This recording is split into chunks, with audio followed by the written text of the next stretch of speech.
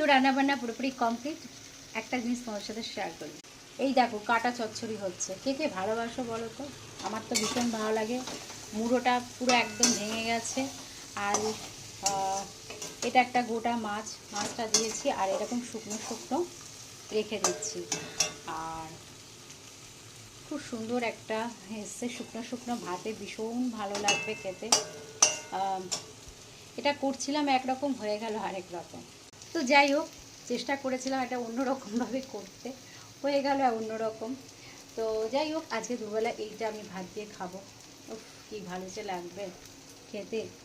যাই হোক, একদম সমস্ত মানে মাথার মধ্যে যে কাঁটাগুলো থাকে সেটা, আর লেজাটা নিয়েছি। তো চলো এখনকার মতন টাটা। আর সমস্ত আমার কাজ হয়ে গেছে, মাছগুলোকে ফ্রাই করে রেখে দিয়েছি, যখন ভালো লাগবে খাবো।